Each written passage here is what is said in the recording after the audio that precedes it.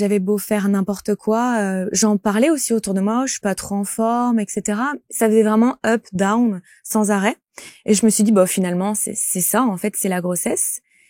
Et on va dire au 7e mois de grossesse, grosse crise à l'intérieur de moi où carrément, en fait, j'avais des idées. Carrément, je voulais me foutre sous un bus, en fait.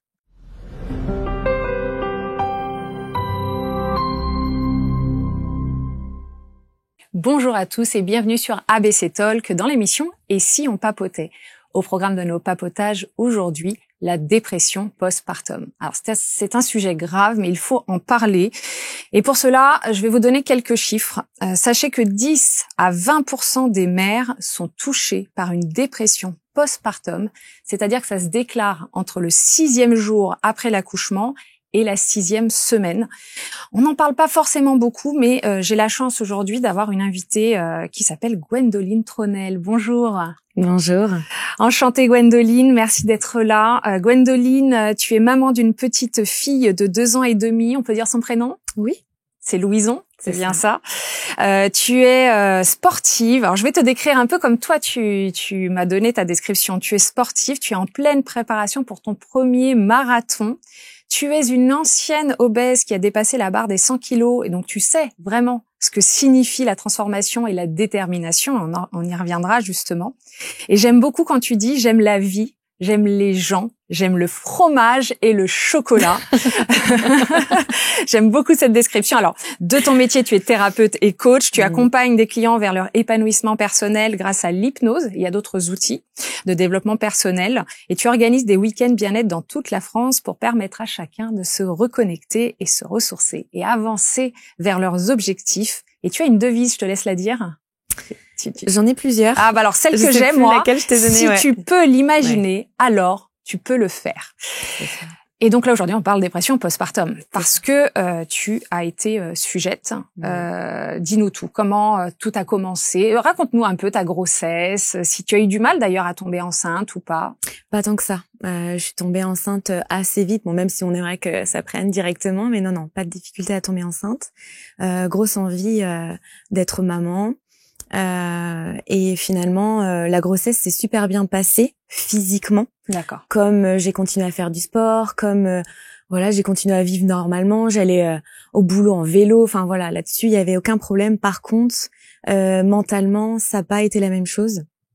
Non pas parce que j'avais peur que mon corps change, etc. Mais j'ai vraiment senti cette montée d'hormones. C'est-à-dire que dès que je suis tombée enceinte, j'ai senti vraiment, je me suis dit, tiens, il y a des trucs qui changent, un peu comme une montée. Et je me suis dit, ok, on va gérer ça, on va voir. Et finalement, dès le premier trimestre, j'ai senti que j'étais plus la même. Ah, dès le premier trimestre, donc très rapidement. Ouais. Tout doucement, mais voilà, j'ai senti ces hormones monter. Et finalement, plus la grossesse avançait, plus c'était compliqué à gérer. Donc je me suis bien évidemment fait accompagner par une coach, par l'hypnose aussi pour accoucher sans péridurale. C'était vraiment un rêve pour moi. On va spoiler. Ce qui fut le cas ou pas? Ouais. D'accord. Mon accouchement, c'était un des plus beaux jours de ma vie, vraiment. On en reparlera si tu veux. Et c'est important de le dire déjà, parce qu'on va parler de dépression postpartum, et tu me dis que ton accouchement est le plus beau jour de ta vie. C'est ça. Ma grossesse, en fait, je l'ai vue vraiment comme un marathon. C'est le premier marathon de ma vie, d'ailleurs. En fait, je me suis dit, voilà, faut se préparer mentalement. L'accouchement, en fait, oui, mon corps sait faire, etc. Mais il faut que je mette toutes les chances de mon côté. Donc déjà, en fait, j'étais dans cette appréhension-là. Et finalement, au fur et à mesure du temps, j'ai vu que je me sentais pas bien, donc je voyage beaucoup, donc je faisais des voyages, je m'épanouis beaucoup dans mon travail, mais je voyais qu'il y avait toujours un truc. Donc j'ai été voir une psychologue aussi, en plus d'une coach. Je voyais aussi une sophrologue pour m'aider pour la respiration, etc. Et ça passait pas. J'avais beau faire n'importe quoi, j'en parlais aussi autour de moi, je suis pas trop en forme, etc. Ça faisait vraiment up, down, sans arrêt. Et je me suis dit, finalement, c'est ça, en fait, c'est la grossesse. Et on va dire au 7e mois de grossesse, grosse crise à l'intérieur de moi où carrément, en fait, j'avais des idées. Carrément, je voulais me foutre sous un bus, en fait. Alors, tu es en train de me dire que là, déjà, il y avait Ouais. des signes précurseurs de quelque chose, puisque Ouais. on parle de dépression postpartum, c'est-à-dire après l'accouchement. Les amis, quelques secondes pour interrompre ce programme et vous donner une information importante. Vous savez que sur ABC Talk, on a à cœur chaque jour de vous proposer une émission, un programme chaque jour, quelle que soit la période de l'année. Mais ABC Talk, ça n'est pas que des émissions, ce sont aussi des événements en présentiel, en immersion, des événements avec des personnalités influentes qui peuvent vous aider dans votre vie au quotidien. Je pense notamment à Isabelle Serre, je pense à Frédéric Barbet, je pense à Céline Franou, je pense à Arnaud Rio, à Bruno Charvet. Ils sont tous avec ABC Talk. On avait à cœur évidemment de s'efforcer de vous offrir des expériences transformatrices pour vous aider au mieux dans votre vie de tous les jours et améliorer, si possible, votre bien-être au quotidien. Je vous invite vraiment à aller sur notre site abctalk.fr. Dès que vous arrivez sur la première page, vous avez l'intégralité de notre actualité avec tous ceux et celles que vous allez pouvoir retrouver lors de ces week-ends. C'est important. abctalk.fr. Mais là, tu sentais que Pour moi, il y avait en un tout cas, truc qui allait c'est pas. comme ça que ça s'est passé. Oui. Et en plus, là, je vous dis ça, on dit le postpartum dure 3 ans. J'en suis presque à la fin. Et du coup, c'est vraiment avec ce recul que Oui. là, j'arrive à te dire ça. Et finalement, voilà, pour moi, ouais, ma situation, ça a commencé pendant la grossesse. Tu avais des pensées suicidaires, hein, donc c'est Ouais. à cette époque, tu savais pourquoi, enfin, ou Non. t'avais juste la pensée Non. et tu comprenais pas d'où ça venait. En plus, je suis quelqu'un d'hyper souriante, très positive, tout le temps à tirer les autres vers le haut. Donc, je me tirais moi-même vers le haut. Et là, en fait, j'avais cette vision en me disant, je souffre tellement. Allez, vas-y. Mais alors que finalement, je l'aurais jamais fait. Mais c'était ce truc, allez, vas-y. Et puis je me disais, ça doit être mon enfant intérieur. Enfin, il y a plein de trucs. J'étais moi dans le développement personnel. Enfin, c'est mon domaine. Donc je me disais, allez, surpasse ça, allez, machin, ça ira mieux demain. Et je me rappelle, j'étais en Italie, au Vatican. Et j'ai prié, en fait. Je me suis dit, je vous en supplie, aidez-moi, je vais super mal, etc. Et voilà. Et en fait, le lendemain, j'étais à la mer et je me suis dit, bon, bah voilà, en fait, faut juste que ça passe. C'est une grande vague, c'est un tsunami, ça va passer. Ça va passer, tu vas surmonter ça comme tout ce que j'ai surmonté dans ma vie. Et finalement, je suis arrivée à mon accouchement. Et là, ça a été juste incroyable parce que, bah voilà, je me suis préparée pour et j'ai accouché sans péridurale et ça a été fabuleux. Vraiment, je pourrais réaccoucher tous les matins. Sans péridurale. Ouais. J'ai trop kiffé. Et puis voilà, ça a été Combien d'heures super. d'accouchement pour le petit détail? J'ai eu mes premières contractions à 22h et j'ai accouché à 7h46 le lendemain. D'accord. Et voilà. Et quand je suis arrivée à la mater, premier accouchement, mais vous gérez super bien et tout. Je dis ouais, ça va le faire, c'est mon rêve, laissez-moi petite bougie LED, un petit plaid et puis voilà, travailler avec l'hypnose et tout ça et finalement voilà, jusque là j'ai géré. Voilà. Et Louison arrive. Ouais, j'ai croisé son regard et là il y a eu un truc. Il y a eu un truc de dingue. J'ai vu ses yeux et clairement elle m'a envoyé une telle vague d'amour que je me suis dit, je suis dans la merde. Je suis dans la merde parce que je me suis dit, il va falloir que je sois à la hauteur de ce petit bout de chou. Et il faut savoir que moi, mon histoire personnelle, le mot maman, ça a clairement été... le mot maman, avant, c'était une insulte pour moi. Je m'en suis rendu compte. Et le fait, en fait, d'incarner une maman, c'était terrible parce que je me suis dit, je vais devoir... Finalement, la maman pour moi c'était une image assez noire, assez très décevant. Enfin voilà, de ton histoire personnelle. De mon histoire personnelle, voilà c'est ça. Et du coup, j'endossais ce rôle. Et il fallait être à la hauteur. Et du coup, quand j'ai croisé son regard, en fait, j'ai pris voilà un autre tsunami d'amour et je me suis dit ok, c'était assez chamboulant déjà. Ça y est, j'y suis. Ouais. Je suis une maman. C'est ça. Quelle maman je vais être? Peut-être que c'est la question. Moi, je l'ai mis au sein et ça a été très instinctif finalement. Mais du coup, voilà. En tout cas, très chamboulant. Et puis, je pense que voilà, l'accouchement, la grossesse que j'avais vécue, je me sentais très faible. Je me rappelle très fébrile quand il fallait donner le bain. Je m'excusais de pas tenir debout, mais finalement, en fait, c'était hyper normal, quoi. Oui, voilà. Ça, il faudrait peut-être qu'on le répète un peu plus, mais... que c'est normal de pas avoir une forme d'enfer après l'accouchement. J'aurais dû laisser quelqu'un faire le bain, quoi, mais je voulais pas louper une seconde, une miette, un fragment, un claquement de cils. Enfin, c'était, voilà, mais voilà, aussi, c'est la magie du premier enfant. Et finalement, une pression énorme que je me suis mis, c'est sûr. Et le 3e jour, à la maternité. D'accord. Gros bad. Mais alors, je pleurais. Et en fait, heureusement, il y a quelqu'un qui m'a dit oh, mais c'est un baby blues. C'est le 3e jour, c'est normal. C'est vrai que dans la définition scientifique, on dit que c'est à partir du 6e. Bon, mais on va avoir la suite, malheureusement. Ouais. Donc là, on t'a dit baby blues. Et toi, tu disais baby blues ou tu disais non, il y a autre chose? Mais en fait, j'étais totalement dépassée par ce qui se passait. Je me suis dit, je me sentais tellement faible. Fatiguée, et puis à la fois, j'étais dans une super maternité, mais il est 7h, c'est les petits-déj, hop, c'est telle activité, maintenant le pédiatre passe, maintenant il y a ça. En fait, tu as juste envie, c'est de dormir et de te reposer et de suivre le cycle de ton enfant. Et finalement, je tenais un petit carnet quand j'allaitais, sein gauche, sein droit. Et en fait, avec le recul, j'aurais peut-être aimé être un peu plus cocooning et un peu plus dans l'instinct. Récupérer, voilà, c'est ça. Moi, j'aurais adoré accoucher chez moi, hein, finalement. Voilà. Et du coup, il y a même une photographe à un moment donné qui est passée. Je lui dis ah non, j'accepte tout, mais là, j'ai vraiment pas besoin qu'on me prenne en photo, quoi. Enfin. Et du coup, là, je suis contente. J'ai osé dire non là-dessus. Et de toute façon, heureusement, il y avait pas de visite. Et de toute façon, on avait refusé. Ce que j'allais te demander. Alors, les visites étaient autorisées, mais toi, tu avais dit à ton entourage, pas de visite. On avait refusé. C'était un choix aussi du papa de refuser et de se dire, finalement, voilà, on mettait du jazz, ambiance très chill, c'est ça. Et heureusement, c'était proche du confinement, donc voilà, il y avait pas de visite. Et donc ça, c'était d'un commun accord avec le papa, qu'il n'y ait pas de visite. Ça a été bien pris par l'entourage, où il y a eu une deuxième pression. Non, ça va. Ça a été mal pris. Ça a été mal pris. Ouais. Avec une espèce de deuxième pression, tu nous laisses pas voir la petite. Mais quand même, c'est impensable, personne ne fait ça, mais on n'est pas malade, qu'est-ce qui vous prend, etc. Mais non, c'est notre choix, c'est notre bulle. On va l'avoir, c'est notre bulle, quoi. C'est vraiment notre bulle et c'était très important. Et on l'a fait et heureusement, parce que du coup, j'aurais été dans quel état? Combien de temps à la maternité? 3 jours? 4 jours. 4 jours, ouais. Ouais, 4 jours.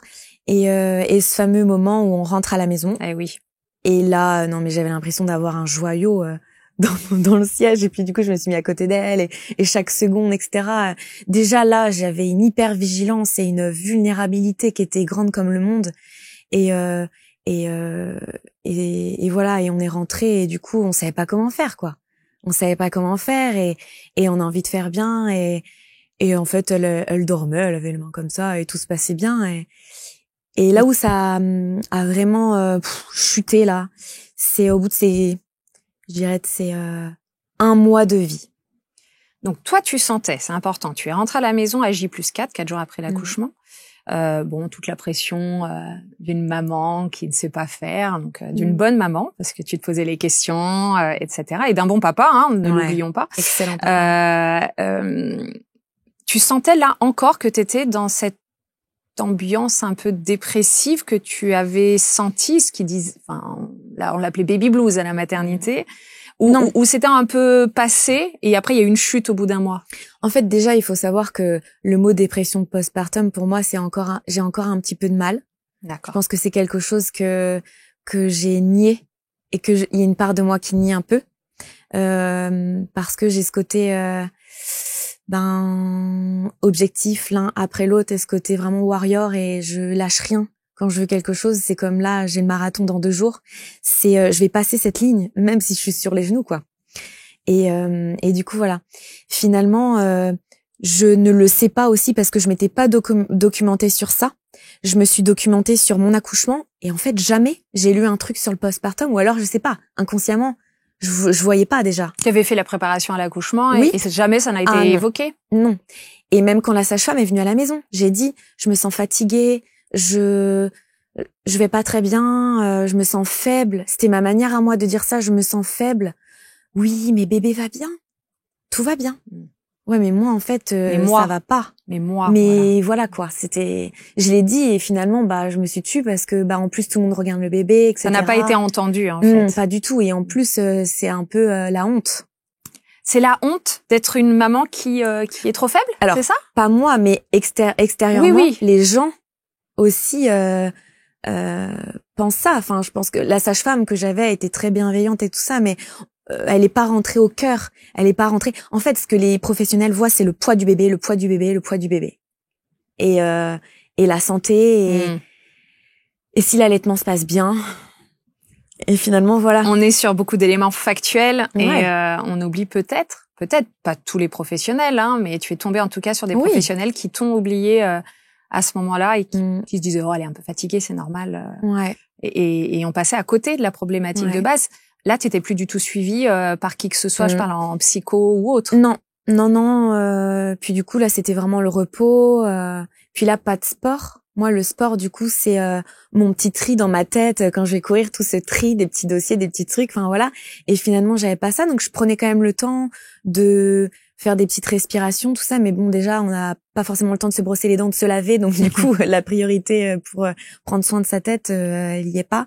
Et finalement, en fait, on tombe vraiment vite dans le pire du pire du pire, puisque nous, Louison, ça a été un peu catastrophique, sa santé. Finalement, après. Donc, tu me parles de Louison à 1 mois. Qu'est-ce qui s'est passé? Je reviens là-dessus. À 1 mois, il y a eu vraiment, tu sens un déclic, quelque chose. C'est peut-être la santé de Louison qui a basculé à ce moment-là? Bébé RGO. D'accord. Donc, avec des reflux gastro-œsophagiens. C'est ça, interne. Donc, en fait, on l'entend. Et puis, elle pleure. Comme ça. Elle pleure. Ça lui brûle. Elle a, du coup, très vite, une œsophagite. Donc, brûlée. L'inflammation de l'œsophage. C'est ça. Brûlée de l'intérieur. Et en fait, bébé très costaud aussi, c'est ce que nous dit la pédiatre. Donc voilà, ça passe comme ça. On donne quand même vite fait du Gaviscon et le papa de Louison était très très très inquiet. C'est déjà un papa de base qui n'était pas très tactile à être avec moi, à toucher le ventre, etc. Il avait déjà du mal, il appréhendait d'être un papa nul, d'être un papa pas à la hauteur. Et il le traduisait par le fait de pas forcément c'est ça, il avait un gros blocage. Ventre. Lui aussi a une histoire particulière avec sa mère.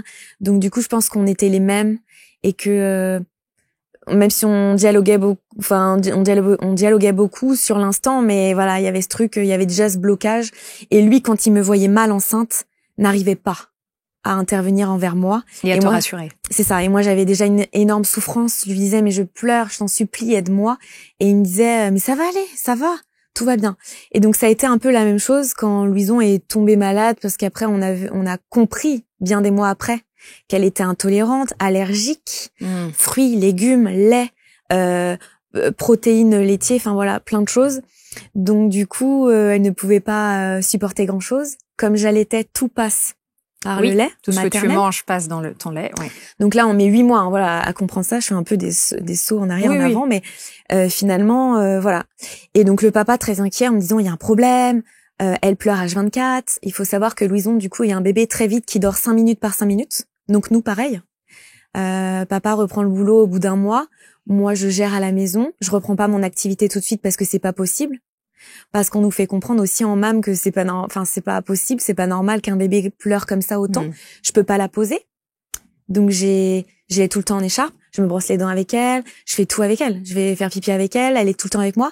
On dort à tour de rôle avec elle sur nous comme ça pour qu'elle ait une position droite. Et elle souffre le martyr et nous on peut rien faire. Et du coup voilà, ça commence comme ça. Baby clash avec le papa.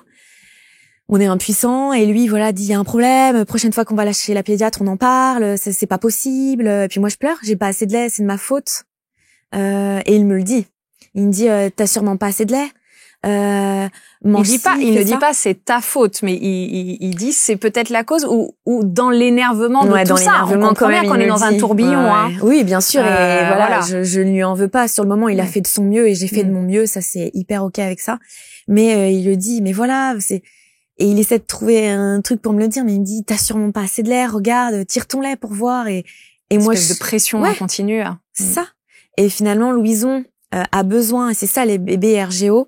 Ont besoin de tétouiller tout le temps. Téter, parce qu'en fait, le lait apaise, mais le lait, du coup, quand t'as un trop plein. C'est un cercle vicieux. Le lait apaise, mais en même temps, ça favorise son RGO. Et j'ai besoin de maman, j'ai besoin de téter parce que du coup, ça me fait du bien. On lui met des tétines, elle en veut pas. Enfin, voilà. Compris, hein. Il y a rien qui marche. Il y a que le temps qui va fonctionner, en fait. C'est de laisser, le temps. Voilà. Si vous nous entendez et que, du coup, votre bébé est RGO et que vous êtes dans cette situation, c'est ça aussi, c'est que finalement, à un moment donné, ça va passer et que voilà, tout passe. Mais dans ce moment-là, même si on nous le dit, on l'entend pas parce qu'on est à se dire, on dort pas. La pire des souffrances, c'est pas de ne pas manger, hein, c'est de ne pas dormir. dans la pyramide des besoins, ne pas dormir. C'est une telle souffrance. Pendant la guerre, hein, ils faisaient ça. Hein, oui, c'est des tortures. C'est une torture. Et d'ailleurs, encore aujourd'hui, hein, dès que je suis un peu en bas de sommeil et que du coup, je me dis, ah non, faut que je dorme. Parce que peur de retourner dans tout ça. Et il y avait des idées suicidaires, là aussi, du coup, dans cette dépression postpartum. Pas tout de suite. Ah, ça parce que du coup, je suis en mode Mulan et je me dis je me dis bats-toi. Louison ne dort pas en étant dans son lit ou quoi. Donc je me dis la seule chose qui marchait, c'était que je marche ou que je sois en activité. Forcément, quand je courais avec elle dans mon ventre, elle aimait bien le balancement. Donc je vais marcher et là elle dort. Elle dort les seuls moments où elle dort 3 heures d'affilée, c'est sur moi quand je marche. D'accord. Donc tous les après-midi, c'était le rituel, on allait marcher. Du coup, forcément, qui veut prendre le relais? À quel moment quelqu'un de la famille veut aller marcher 3 heures? Personne. Et on me disait, mais non, pose-la, Gwendoline, pose-la. Regarde, c'est un bébé. Elle va bien finir par s'endormir. Mais non. Et donc, tu la posais et elle pleurait. Elle hurlait. Même mes voisins me disaient, on entendait hurler. Il y avait quand même dans ton entourage, alors je parle pas du papa, mais des personnes qui comprenaient ou vraiment c'était... Non. Tu étais seule au monde. Malheureusement, on n'avait aucune compréhension. S'ils entendent ça, ils vont dire mais non. Pas la compréhension que tu attendais. Du moins, ils ont essayé d'apporter des solutions, sauf que même nous, on n'en avait pas. Même les professionnels, finalement, ont mis du temps à savoir. Donc du coup, ils essayaient de nous dire mais déstresser, respirer. Mais si, forcément qu'elle va s'endormir, quand même, Gwendoline. Je réentends même ma mère à l'époque. Mais si, c'est un fait, un bébé, ça dort, ça mange, ça dort, ça mange. Et non. Qu'est-ce que t'aurais voulu entendre? On peut pas revenir dans le passé, hein, Gwendoline, mais qu'est-ce qu'il aurait fallu à ce moment-là entendre s'il y a des personnes effectivement qui nous regardent, qui ont dans leur entourage une maman qui est dans ton cas, qu'est-ce qu'il faut lui dire à cette maman? Qu'est-ce que tu aurais voulu vu que tu l'as vécu? C'est pas de ta faute. C'est pas de ta faute. C'est pas de ta faute. Cette petite phrase toute simple, ce n'est pas de ta faute. C'est pas de ta faute. Qui te fait monter l'émotion d'ailleurs. Ah bah oui. Ouais. Parce que c'était pas de ma faute. Mais ouais. C'était pas de ma faute, c'était pas de la faute de Louison, c'était pas de la faute de son papa. Et en fait, je pense que si ça m'est tombé dessus, c'est que j'avais la capacité de le supporter. Ouais. Parce qu'on a découvert après qu'elle avait un ulcère à l'estomac. Ah oui, ça a été loin. Ouais. Tellement elle souffrait, tellement elle était pas bien, elle non plus. Puis du coup, quand tu vois tes parents au-dessus de toi qui stressent, qui s'engueulent aussi peut-être, parce que on a essayé de faire sans qu'elle entende, mais tu ressens, ils ressentent tout.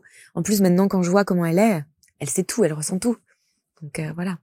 Et voilà, ils ont essayé, ce qui nous a valu couper un peu les ponts avec la famille. Ah oui, quand même, ça a été quand même jusqu'à... Bah ouais, parce que du coup... ça devenait toxique au quotidien. Ouais, on vous donne une solution, mais on la prend pas non plus pour vous soulager. Et à la fois, ils étaient très démunis. Et mon père m'a dit il y a pas longtemps, de toute façon, toi, t'as dormi au bout de 3 ans. Et encore, tu faisais encore des crises à 7 ans la nuit. Ouais, c'est une terreur nocturne, papa. Oui, mais alors, c'était l'air de dire, c'est bon, on a survécu, tu vas t'en sortir. Non, c'était pas... Non, c'était, regarde, de toute façon, elle tient de toi. Ah, donc, encore cette culpabilité, finalement. Ouais. Un peu de ma faute parce qu'elle tient de moi. C'est ça. Ce qui n'était pas le cas, du coup, parce que ça n'a pas de rapport direct. Et au pire, ça n'arrange pas le problème. Moi, oui, c'est ça. Et finalement, voilà, on a fait comme on a pu, et puis c'est devenu une routine de souffrance. Aussi bien chez toi que chez papa, enfin que le papa de Louison. Ouais. Sauf que lui, il dit pas, il parle pas. Donc du coup, c'était son mode de communication de ne pas parler. Il a toujours été comme ça. C'est pas l'arrivée de Louison qui a changé sa façon d'être. Ah, t'as senti un changement? Ouais, ça a changé sa façon d'être dès que je suis tombée enceinte. Il m'a plus vu pareil. Intéressant. Il arrivait plus à me toucher. Il arrivait plus à m'aimer. Du moins comme il le faisait avant. C'est devenu tout de suite un amour. D'ailleurs, quand il a vu sa fille, il m'a dit c'est l'amour de ma vie. Elle a pris ta place. Au lieu qu'il y ait deux amours différents. Je pense qu'on peut avoir plusieurs amours de bien sûr. Vie. Et finalement, tellement heureuse de leur lien et tellement heureuse qu'il l'aime autant. Oui. Et finalement, on peut aimer de plein d'amours différents et c'est pas le problème. Mais tout de suite, il a pas trouvé sa place vis-à-vis du lien de couple en étant papa. D'accord. Ouais, ça s'est perdu dès enceinte. Mais d'ailleurs, on parle de dépression postpartum. Est-ce que ça, à un moment donné, il y a un professionnel qui a dit tu souffres d'une dépression postpartum ou c'est toi qui... Oula, il y a un relevé de sourcils, dis-moi tout, Gwendoline. La pédiatre, à un moment donné, Louison hurle quand je la change parce qu'elle souffre et que du coup en plus ça tombe pendant les siestes, machin, enfin bref, même si elle en faisait pas vraiment, mais bon, ça tombait mal. Voilà, les micro-siestes, etc. Et elle me regarde à un moment donné, elle me dit vous allez reprendre quand le travail? Ça vous fera du bien. Sur ce ton ou pas? Ouais, sincèrement, vraiment comme ça. T'as pas eu de chance. Elles ne sont pas toutes comme ça. Non, bien sûr. Et maintenant, on a d'ailleurs changé de pédiatre. J'ai osé changer de pédiatre il y a pas longtemps. Parce que, pareil, cette culpabilité de dire, de toute façon, c'était de ma faute. Donc, c'est la professionnelle. Elle a fait combien d'années d'études? C'est elle qui sait, finalement, mieux que moi. Et je lui ai dit, pour le moment, voilà, on a vu avec la MAM, Louison, on souffre tellement. On avait testé, hein. Et, ah bon? J'ai jamais vu ça. J'ai jamais entendu une MAM qui veut pas prendre un enfant. Si, je vous assure, parce que là, je pense que vous faites une dépression, madame. Et en fait, ça a été d'une violence parce que je pense que je voulais pas l'entendre parce que moi, une dépression, c'était égal, je suis couchée dans mon canapé et en fait, je peux rien faire et je suis une loque et je vais prendre des médicaments et je vais sombrer. Ce qui n'était pas le cas. On est d'accord que tu n'étais pas à ne plus vouloir rien faire ou comme certaines mamans qui sont en dépression postpartum qui n'aiment pas leurs enfants. Toi, qui n'aiment pas. Qui ont du mal à avoir ce lien affectif. Qui n'ont pas d'accroche au départ. Voilà. Moi, l'accroche a été justement tellement forte. C'est ce que tu décrivais. C'est ça. Et du coup, oui, fausse croyance. Et après, tout le monde ne vit pas pareil la dépression. C'est important qu'on le précise. Au cabinet, moi, c'est pareil. J'ai des clientes qui sont en dépression, qui arrivent, qui me disent coucou, tu vas bien? Et non, en fait, on peut être en dépression souriante. Oui, ça bien porte sûr. Ce nom-là. Oui. Exactement. Et du coup, voilà, c'est pour ça aussi que j'identifie pas ça. Je vais voir mon médecin le traitant, elle le voit pas. La pédiatre, du coup, me le dit, mais c'est tellement violent que du coup, je l'entends pas et je vois ça comme une insulte. Je ressors, je me dis, mais n'importe quoi. Enfin, qu'est-ce qu'elle dit? Je gère super bien. Enfin, je fais de mon mieux, du moins. Et voilà. Ce qui est vrai. Tu fais de ton mieux. Ouais. Et tu gérais bien pour la situation. C'est ça. Donc, je repars avec mon bébé sous le bras, que j'ai même pas pu mettre dans la coque tellement elle hurlait. Et du coup, on ressort comme ça et je suis en larmes. Et finalement, je commence à regarder un peu des médecines alternatives et je comprends vite et je regarde sur Internet et je comprends vite que Louison est RGO, qu'elle est intolérante, qu'elle est surtout allergique. Et voilà. Et on découvre qu'elle a un ulcère grâce à une spécialiste, du coup, dans les allergies. Et on voit que notre cas est grave. On nous dit que notre cas est grave, que c'est un RGO sévère, que voilà, qu'il y a bien quelque chose et qu'on n'est pas fou. Exactement. Parce que moi, au début aussi, je suis dans le déni. Je dis au papa de Louison, il y a rien, t'as bien vu, nos parents le disent, tout le monde nous le dit, il y a rien. C'est normal, c'est un mauvais moment à passer, c'est ça. Et finalement, c'est ça aussi, avoir un bébé difficile et voilà. C'est comme ça, maintenant, on assume et un peu on se tait, quoi. Et là, comment elle va, Louison? Maintenant, elle va super bien. Là, je fais un grand bond en avant, parce qu'elle a 2 ans et demi, c'est ça. Oui, elle va super bien, c'est un bébé extraordinaire. Enfin, un bébé. Elle dirait, non, je suis une grande fille. Ah oui, c'est une grande fille. Louison, tu es une grande fille. C'est ça. C'est une grande fille et elle va super bien. Oui, c'est là où il faut se dire que voilà, tout passe aussi. C'est ce que je disais tout à l'heure, tout passe. Et maintenant, elle est en bonne santé et elle peut manger tout ce qu'elle veut. Donc voilà, c'est... Et toi, comment tu vas? À quel moment tu as senti que tu sortais de cette dépression? Si on en sort vraiment un jour, j'en sais rien. Je veux justement avoir ton avis là-dessus. Je vais mieux quand je me renseigne sur Internet et que du coup je trouve un Instagram sur la thématique et où je trouve une association. Je sais pas si je peux la citer. Cite, oui. Maman Blues. Maman Blues, d'accord. Maman Blues. Qu'on retrouve sur Instagram, c'est ça? Ouais. D'accord. Je pense qu'elles m'ont sauvé la vie. D'accord. Elles m'ont sauvé la vie. Ah oui, alors on peut d'autant plus les citer que elles m'ont sauvé la vie. D'ailleurs, mon engagement pour 2025, c'est de faire partie des bénévoles. D'accord. Et aussi, je n'ai plus le nom, mince, on pourra le mettre éventuellement en description. Bien sûr. Une association d'allaitement qui me donne des méthodes pour les bébés RGO. Et là, du coup, je peux appeler tous les jours, jour et nuit, Maman Blues. Je peux être en contact avec quelqu'un jour et nuit. Donc Maman Blues, tu avais quelqu'un au bout du fil qui était une maman, qui était un professionnel ou les deux d'ailleurs. C'est maman, professionnelle, peu importe, mais j'ai quelqu'un. Même pour l'association pour l'allaitement, c'est des mamies à la retraite. Enfin bref, c'est juste incroyable d'avoir ça. Et elle m'écoute, elle me donne des... Jamais dans le jugement, dans la bienveillance. Mais oui, j'appelle, allô, excusez-moi, je suis en train de faire un gâteau, prenez votre temps, etc. Et oui, alors qu'est-ce qui se passe? Alors, sein gauche, sein droit, enfin bref, des techniques, des trucs improbables. De plus se sentir seule et puis comme c'est une personne étrangère, entre guillemets, il y a pas le jugement. Voilà. qui peut être parfois un jugement bienveillant, certes, quand c'est la famille, mais s'en rendent pas compte que parfois les mots sont pas forcément les plus adaptés. Je comprends ce qui m'arrive. Mais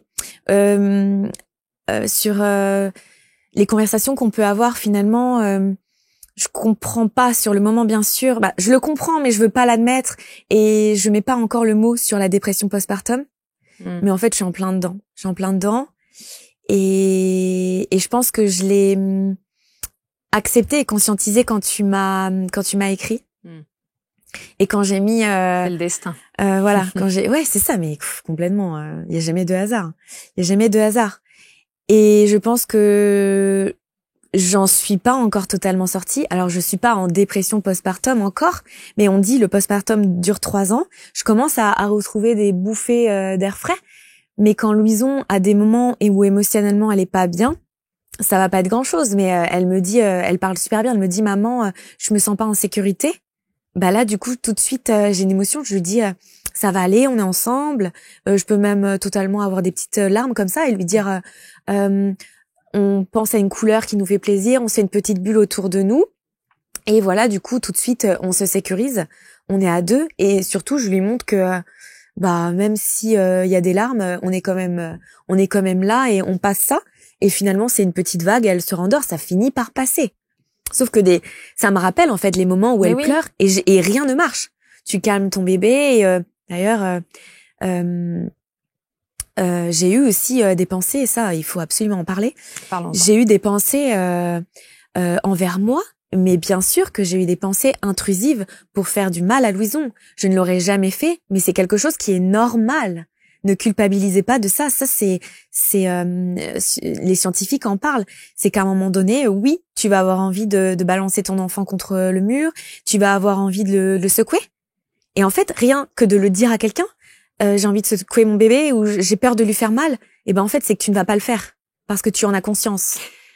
J'ai une sage-femme, pour parler à titre personnel, qui m'avait justement dit pendant la préparation à l'accouchement, et si ce conseil peut vous aider aussi, c'est si vous avez envie de secouer votre bébé, de le gifler, de le jeter par la fenêtre parce que vous êtes dans l'énervement, s'il y a cette moindre pensée, quittez la pièce. Ouais. Forcez-vous à quitter la pièce et laissez votre bébé pleurer. On le met en sécurité. Voilà, c'est ça. On le met dans son parc. Oui, quittez la pièce en sécurité, bien évidemment. On le met en sécurité, on le pose, on sort de la pièce. Il faut savoir que c'est terrible hein, quand on est en dépression postpartum. Mais partez bien loin dans la maison parce que c'est vrai que c'est un moment plus à risque et c'est pour ça qu'on retrouve des bébés secoués et pas parce qu'on n'aime pas son enfant, c'est qu'on est à bout.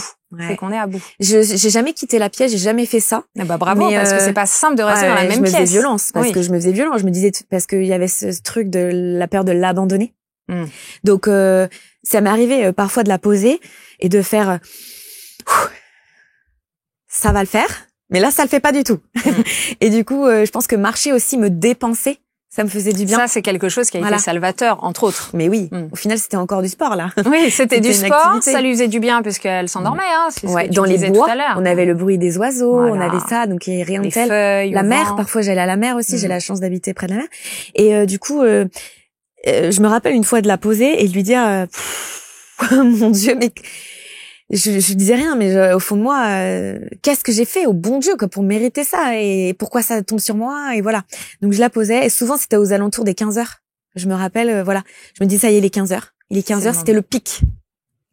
Ou dans la nuit vers 2 heures du mat, je la posais et puis du coup voilà. Et ça finissait par passer parce que je me disais c'est bientôt la fin de la journée, mais demain c'est pareil. Ça recommence. Tous les jours c'était la même chose. Le cercle qui ne s'arrêtait pas et jusqu'à un moment donné où elle a commencé à se tenir droite. Parce que oui, forcément. Ce problème s'allège, voilà. Et puis du coup le soutien des associations et un petit groupe aussi que je trouve sur Facebook où des mamans sont dans mon cas. Donc on passe après du temps au téléphone, 3 heures, avec des mamans dans le même cas où on marche ensemble. C'est très important d'en parler. Hein. C'est le but de l'émission d'aujourd'hui. Ouais. Plus on en parle, moins on se sent seul et plus on y arrive. Ouais, parlez-en. Et du coup, même si vous voulez venir vers moi sur mes réseaux, c'est pareil, je serai là. On te retrouve dans les réseaux sous quel nom? C'est le moment d'en parler. Alors moi, c'est essentiel.fr. Et du coup, je le remettrai en barre de description. Ouais, c'est ça. Moi, je suis coach et hypnologue et accompagnante au mieux-être. Et je m'engage envers toutes les mamans qui ont besoin d'aide. Je m'engage à répondre sous 24 heures et je le fais déjà. C'est urgent. Il faut pas rester comme ça. Et même si je vois pas votre message, essayez en fait à droite à gauche. Il y a Mal de Mer aussi, qui est une personne qui est sur Essentiel, avec qui j'ai sur Instagram, avec qui j'ai pu beaucoup échanger aussi. Mal de Mer, très joli jeu de mots. Mal-de-mer, enfin pareil, on mettra. Ouais. Et voilà, et il faut en parler. Et après, j'ai créé mon propre groupe de mamans avec des mamans qui ont des bébés plus jeunes, plus âgés, et en fait, on se soutient comme ça. Pour la suite aussi, de toute manière, Ouais. parce que d'ailleurs, tout à l'heure, tu disais, je ne suis plus en dépression postpartum, mais peut-être que tu es juste en dépression tout court, c'est-à-dire la continuité. Je peux bien sûr je peux pas poser de diagnostic, hein. Mais voilà, il y a cette fragilité. Tu veux dire? Oui, actuellement. Alors, pas forcément. Non, pas forcément. Tu te sens pas là-dedans? Non. D'accord. Je dirais plutôt en hypervigilance. D'accord. Toujours en hypervigilance. Parce que auparavant, je n'avais pas vécu de dépression, donc je connais mon état d'avant, et du coup, j'arrive à rire, Tu te connais, hein? Quand même. Oui, je me connais. Voilà, je me connais. Et la reprise du sport a beaucoup aidé, le boulot aussi a beaucoup aidé, le fait de reprendre le travail. Du coup, je reprends après très vite, une fois que le diagnostic est posé sur Louison, mais je reprends en la gardant toujours à 100%. C'est-à-dire qu'on se donne encore aujourd'hui le relais avec le papa. D'accord. Donc quand il est au boulot, moi j'y suis pas et je m'en occupe, et vice versa, et on va dans plein d'endroits, des MAM, des crèches où on fait plein d'ateliers, et du coup ce qui permet au bon développement de l'enfant. Et là aussi, il faut aller dans des crèches, il y a plein d'endroits pour les papas et les mamans où on peut parler, qui s'appellent des bulles d'air. Pareil, on pourra mettre en description aussi des bulles d'air, des temps de parole où il y a juste des gens qui nous écoutent, et pendant ce temps-là le bébé il joue avec d'autres bébés. Et comme ça, les deux sont occupés. Parents. Voilà. C'est ça. Voilà. Les deux sont occupés. Et les papas sont bienvenus, hein. On est d'accord, hein. Parce que là, effectivement, on parle de toi puisque c'est toi qui es en plateau, mais, ton conjoint, enfin, le papa de Louison, est-ce que, lui, tu as senti qu'il était dans la même dépression ou pas? Enfin, tu l'as un peu évoqué. Je me doute que la réponse est oui. Comment il est aujourd'hui? Est-ce qu'il est aussi très fragile encore? Il l'a conscientisé il y a pas longtemps. Il m'a dit, parce qu'en fait, c'est quelque chose, je lui remets souvent un peu sur le tapis, le fait qu'il m'ait laissée comme ça enceinte. Et puis, c'était comme ça, il a pas réussi à faire autrement. Mais du coup, il m'a un peu balancé, mais tu crois que j'étais comment, moi? Tu crois que je le vivais comment? Sauf qu'il l'exprimait autrement. C'est ça, en fait. Lui, il arrivait pas. Moi, j'allais pleurer sous la douche, et lui, il allait crier en bas, quoi. Il allait crier en bas. Et c'est normal aussi pour un papa de vivre ça. Comme on peut avoir le ventre qui grossit en même temps que la maman. En fait, oui, au final, c'est la même chose. Pourquoi ça serait différent?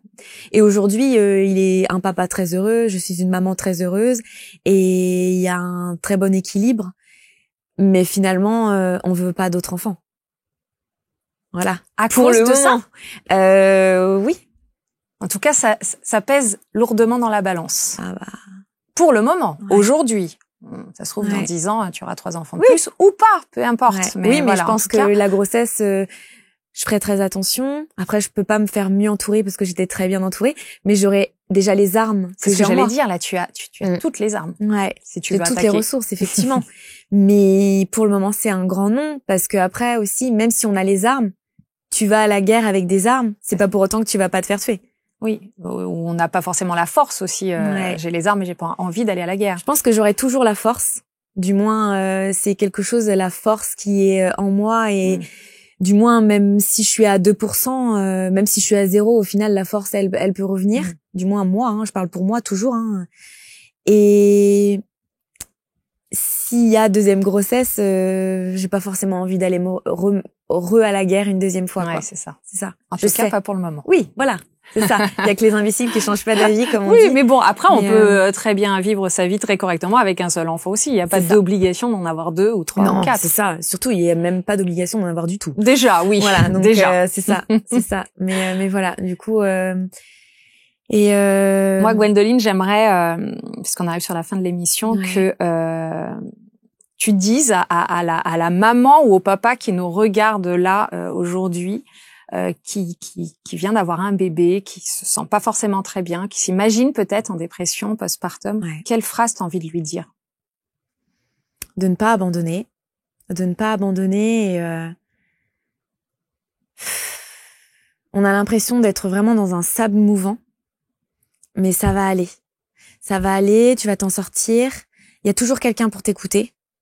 C'est vrai qu'en un fragment de seconde, on sent qu'on peut basculer, et c'est très très fragile, mais il faut toujours garder la foi et croire en soi. Et surtout, en fait, ça va forcément apporter quelque chose de positif derrière. C'est-à-dire que là, on a parlé un peu de tout ce qui n'allait pas, mais maintenant, je suis une thérapeute, coach, plus qu'accomplie et comblée. Je suis une maman, mais c'est le meilleur métier du monde. C'est une aventure incroyable. C'est la plus belle chose qui me soit arrivée. Et en fait, on prend le bonheur avec ses lots de mauvaises choses aussi. Donc voilà, on peut pas avoir le tout beau, on peut pas avoir la lumière sans le dark. Enfin, c'est comme ça allait ensemble. Et je regrette en aucun cas ma grossesse. Et je regrette en aucun cas non plus ma dépression postpartum finalement. Et là, c'est un peu comme si je venais livrer au monde que j'avais fait une dépression postpartum. Et du coup, ça arrive à tout le monde. C'est même arrivé à, comment elle s'appelle, la nageuse hyper connue, Laure Manodou. Oui. J'ai lu un truc il y a pas longtemps et elle a dit voilà, si j'ai fait une dépression postpartum, tout le monde peut en faire une, mais bien sûr. Bien sûr. Et c'est beaucoup, d'ailleurs, au niveau des pourcentages que j'ai cités, des statistiques. Après, tout n'est pas forcément déclaré, 10 à 20% des mères, c'est beaucoup. C'est énorme, je suis sûre qu'il y en a beaucoup plus. Et il y en a certainement plus, parce qu'on n'a pas forcément tout mesuré à ce niveau-là. Merci vraiment beaucoup, Gwendoline. Je termine toujours l'émission par un petit jeu, histoire de changer d'ambiance. C'est le jeu du tu préfères. Alors, je sais pas si tu connais. Je l'ai fait sous forme de dé. Donc tu vas lancer le dé, tu vas le rattraper, et c'est tu préfères ceci ou cela. C'est pour apprendre à te connaître. Ça n'a pas de rapport avec la dépression. Du tout. Allez, tu lances en l'air. Tu peux même, relance et rattrape. Allez. Tu préfères être aimé pour ce que tu es ou être respecté pour ce que tu fais? Je préfère être aimé pour ce que je suis. Au moins, il n'y a pas eu besoin de beaucoup de réflexion. D'ailleurs, c'est ma devise. Il faut être soi-même. En fait, si tu n'es pas toi-même, tu n'attires pas les personnes qui vibrent avec toi. Et justement, la dépression postpartum m'a tellement aidée à être moi-même. J'ai appris à faire des fucks. J'ai appris à m'en foutre du regard des autres. J'ai appris à aussi, tu sais, quand tu peux pas forcément te brosser les dents, te laver, tu peux pas forcément prendre soin de toi, à accepter, voilà, maintenant je suis ça. Et en fait, je suis fière d'être qui je suis, et on devrait tous être fiers d'être qui on est. C'est magnifique, on a bien fait de tomber là-dessus. Jamais de hasard.